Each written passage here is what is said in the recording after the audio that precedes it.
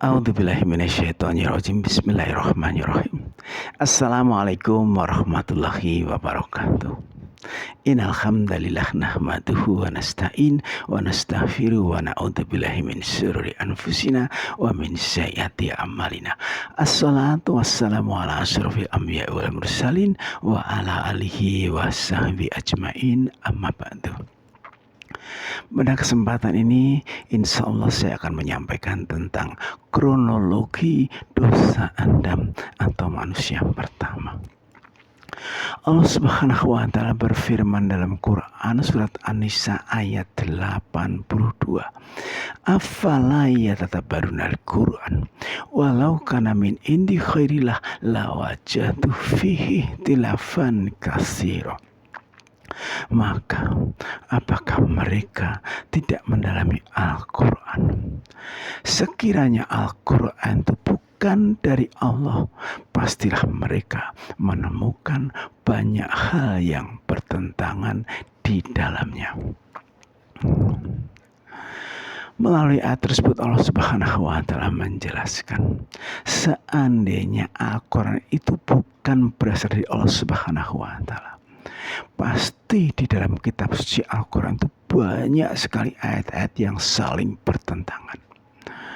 Namun apabila kita yakin bahwa Al-Quran itu berasal dari Allah Subhanahu wa Ta'ala, maka kita juga harus yakin bahwa 6.236 ayat yang telah dituliskan di dalam kitab suci Al-Quran itu tidak ada yang saling bertentangan. Karena Allah Subhanahu wa Ta'ala pasti maha konsisten. Bahkan antara ayat ini akan saling kait-mengkait, saling mendukung dan saling memperkuat bagaikan sebuah sistem.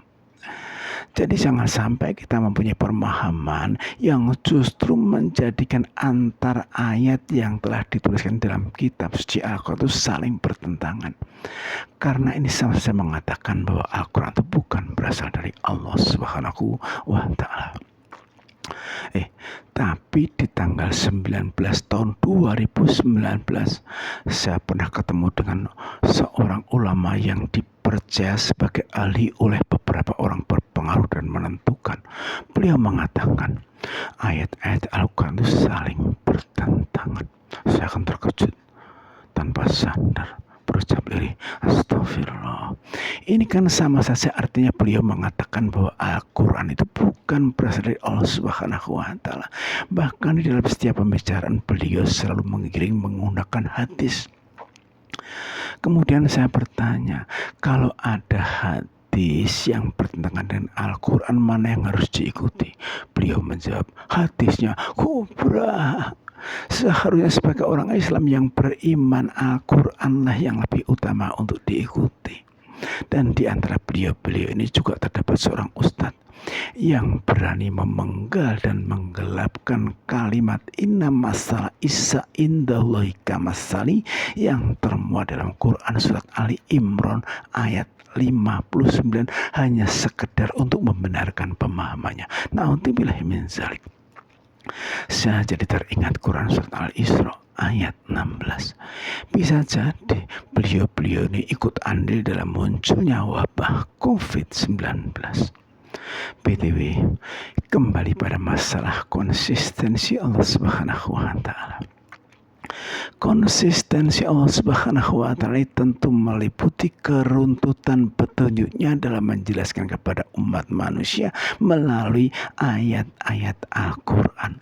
Dan manusia yang menerima petunjuk tentu tidak diperkenankan membolak-balik urutan ayat, karena justru akan memporak-porandakan maksud dari penjelasan Allah Subhanahu wa Ta'ala. Sebagai contoh adalah keruntutan Quran surat Al-Baqarah ayat 30 sampai dengan 36 yang ternyata dapat menjelaskan tentang kronologi dosa Adam atau manusia pertama. Quran surat Al-Baqarah ayat 30. Wa qala rabbuka lil malaikati inni ja'ilun fil ardi khalifah qalu atajalu fiha wa yufsidu fiha wa yasfiku dima wa nahnu nusabbihu bihamdika wa nuqaddis lak. Qala inni a'lamu ma la ta'lamun. Dan ingatlah ketika Tuhanmu, Allah maksudnya, berfirman kepada malaikat, sungguh aku hendak menjadikan khalifah di bumi. Malaikat berkata, apakah engkau hendak menjadikan sosok makhluk yang merusak dan menumpahkan darah di sana, sedangkan kami semua selalu bertasbih memujimu dan menyucikan namamu? Allah berfirman, aku mengetahui apa yang tidak kamu ketahui. Melalui ayat tersebut Allah Subhanahu wa Ta'ala menjelaskan bahwa malaikat ini sudah merasa tahu atau sudah merasa mempunyai gambaran tentang sosok makhluk yang akan dijadikan khalifah di bumi. Namun yang digambarkan ini bukan al-insan, melainkan al-basar secara wujud sama. Yang membedakan al-basar ini belum dilengkapi dengan akal karena volume otaknya belum sempurna atau belum genap 1450 cc. Namun telah amat sangat mendekati sempurna, yaitu sebesar 1449,9 cc. Sehingga malaikat secara fisik tidak bisa membedakan mana al-basar dan mana al-insan. Menyempurnakan volume otak dari 1449,9 cc menjadi 1450 cc. Inilah yang dimaksud kalimat menjadikan khalifah di bumi melalui perantaraan al-muzakkar dengan al-mu'annas. Quran surat Al-Hujurat ayat 13 yang kemudian menghasilkan setetes mani yang bercampur. Quran surat Al-Insan ayat 2 yang kemudian mewujudkan sejumlah bayi kembar fraternal, bayi kembar yang terdiri dari laki-laki dan perempuan yang kesemuanya tercipta melalui proses kelahiran pada kisaran 4.000 sampai 20.000 tahun yang lalu. Al-insan dalam wujud bayi kembar ini yang laki-laki lebih dikenal dengan istilah Adam atau manusia pertama, dan keturunannya dikenal dengan istilah Bani Adam atau keturunan manusia.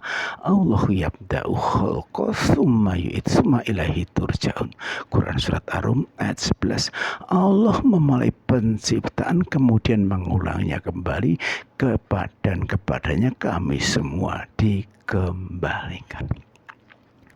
Nah, seperti layaknya manusia pada umumnya, Adam ini kemudian terus tumbuh menjadi anak yang pandai mengenali lingkungan sekitar. Karena Allah Subhanahu wa Ta'ala telah mengajarkan kepada mereka. Inilah yang dimaksud Quran surat Al-Baqarah ayat 31.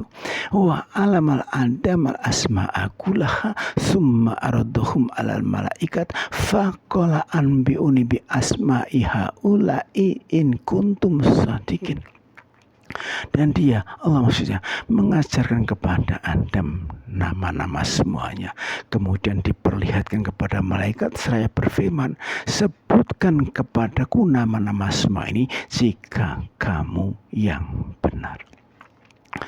Nah, bagaimana Allah Subhanahu wa Ta'ala mengajarkan kepada Adam? Tentu saja melalui perantaraan ayah, ibu, dan lingkungan sekitarlah Allah Subhanahu wa Ta'ala mengajarkan kepada Adam.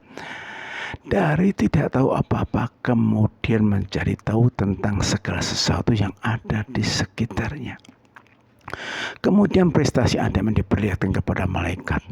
Seraya Allah Subhanahu wa Ta'ala minta kepada malaikat untuk menyebutkan nama-nama semuanya sebagaimana yang telah dilakukan oleh Adam. Namun malaikat menyerah, bahkan justru memujinya. Inilah yang dimaksud Quran surah Al-Baqarah ayat 32. Qalu subhanaka la ilma lana illa ma 'allamtana innaka anta alimul hakim. Mereka menjawab, Maha suci Engkau, tidak ada yang kami ketahui selain yang Engkau ajarkan pada kami. Sungguh Engkaulah yang maha mengetahui, maha bijaksana. Kemudian Allah Subhanahu wa taala memerintahkan kepada Adam untuk mempresentasikan apa yang telah dicapai di hadapan malaikat dan semua ciptaannya agar semuanya melihat buktinya. Inilah yang dimaksud Al-Baqarah ayat 33. Qala ya Adamu anbihum bi asma'ihim falama anba'ahum bi asma'ihim qala lam aqul lakum inni a'lamu ghaibas samawati wal ard wa a'lamu ma tubduna wa ma kuntum taktumun. Dia Allah berfirman, wahai Adam, beritahukanlah nama-nama semua ini. Setelah Adam menyebutkan nama-nama semua ini, kemudian Allah berfirman, bukankah telah aku katakan kepadamu bahwa aku mengetahui apa rahasia langit dan bumi dan apa yang engkau nyatakan, apa yang kamu sembunyikan. Ternyata Adam ini semakin lama justru menunjukkan kemampuannya sebagai makhluk berakal. Bahkan kemudian dapat menginterpretasi lingkungan beserta pengamat. Maka lahirlah kebudayaan manusia. Atau saat itulah dimulainya zaman sejarah. Kemudian Allah memberitahukan kepada semua tentang kemahatauannya atas segala sesuatu, baik yang dinyatakan maupun disembunyikan oleh semua ciptaannya. Setelah Adam atau manusia pertama terbukti sebagai makhluk dalam penciptaan Allah Subhanahu dalam bentuk yang sebaik-baiknya, Allah Subhanahu wa taala memerintahkan kepada malaikat jin yang selalu taat untuk bersujud kepada Adam. Namun tiba-tiba ada jin yang biasanya selalu taat tiba-tiba menolak dan menyombongkan diri, sehingga oleh Allah Subhanahu wa taala disebut dengan iblis, dari kata bi dengan laisa, bukanlah bilais, yaitu jin yang dengan sengaja menjadi bukan yang taat. Inilah yang dimaksud Quran surah Al-Baqarah ayat 34. Wa id qulna lil malaikati isjudu li Adam fasajadu illa iblis aba wastakbara wa kana minal kafirin. Dan ingatlah ketika kami berfirman pada malaikat, sujudlah kamu kepada Adam, mereka bersujud kecuali iblis. Dia menolak dan menyombongkan diri, dan dia termasuk golongan yang kafir. Nah, setelah Adam manusia pertama ini menginjak dewasa atau akhir balik, kemudian Allah Subhanahu wa taala memerintahkan kepada Adam untuk tetap tinggal di surga.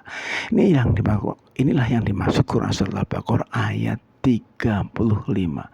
Wa qulna ya Adam uskun anta wa zawjukal jannah wa kula min kharaghadan haitsu si'tuma wa la taqrabu hadhihi syajarata fatakuna minaz zalimin. Kami berfirman, wahai Adam, tinggallah engkau bersama pasanganmu di surga, makanlah dengan nikmat di sana sesukamu. Janganlah kamu dekati pohon ini, nanti kamu termasuk orang-orang yang zalim. Kata azwaja dalam Quran surat Al-Baqarah ayat 35, Quran surat Al-A'raf ayat 19, Quran surat Toha ayat 117 banyak yang menafsirkan sebagai zaujatun atau istri. Padahal yang dimaksud adalah pasangan kembar fraternalnya. Dan surga yang dimaksud adalah Jannatur Rahim. Dan surga yang dimaksud adalah Jannati dunia, jannah surga dunia, yaitu surga setelah melewati Jannatur Rahim, surga alam rahim, dan surga dan tempat tertinggi atau Jannatul Yurafan. Dan surga dunia ini dapat diperoleh apabila tidak mendekati pohon. Dan pohon yang dimaksud tentu pohon keabadian, syajaratul khuldi, Quran surat Toha ayat 120, yang bermakna hukum sebab akibat sebagai bujukan setan. Setan dan iblis iblis ini secara wujud sama, yaitu berupa jin. Pada saat dia menolak perintah Allah Subhanahu wa Ta'ala disebut iblis, pada saat dia menyesatkan manusia disebut syaitan. Dari kata syai'in sesuatu dan ton tanah air dan air inilah yang memunculkan makhluk hidup yang telah dilengkapi hawa nafsu. Hawa nafsu inilah yang sering dimanfaatkan oleh setan untuk menyesatkan manusia. Jadi setan berarti jin yang menyesatkan hawa nafsu manusia.